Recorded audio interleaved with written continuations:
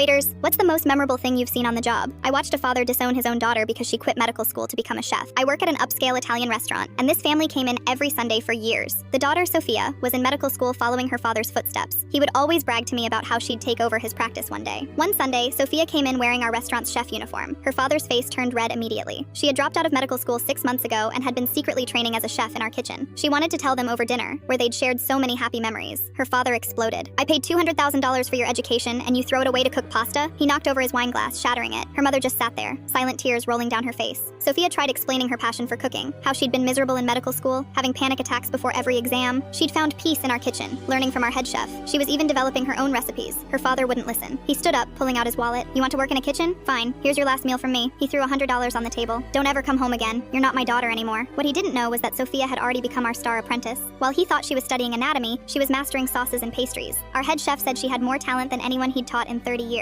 2 weeks later, her father and mother came back for their usual Sunday dinner. He demanded a different server, refusing to look at his daughter in the kitchen. But I made sure they were seated where they could see her working through the kitchen window. That night, Sophia prepared their meal herself. She made her father's favorite dish, veal saltimbocca, but with her own special touch. I watched him take the first bite. His eyes widened. He asked to speak to the chef who made this. When Sophia came out, still in her chef's whites, her father looked away. Who taught you to cook like this? He asked the wall. Medical school taught me precision, she answered, but cooking taught me passion. Her father stood up and walked out, but her mother stayed. She asked Sophia to make her favorite childhood pasta, the one they used to cook together before medical school consumed everything. They sat together after closing, sharing that simple spaghetti pomodoro, both crying and laughing. 6 months later, Sophia opened her own restaurant. Opening night was packed, but one table stayed empty, reserved for her parents. Her father never came, but he sent a letter. Inside was a check for $200,000. For culinary school, it said. Since I wasted your time with medical school. Sophia tore up the check and sent back a dinner invitation. Every Sunday, that table stays reserved. Her mother comes sometimes, alone, ordering whatever her daughter wants to cook. The father's seat stays empty, but his favorite veal saltimbocca stays on the menu,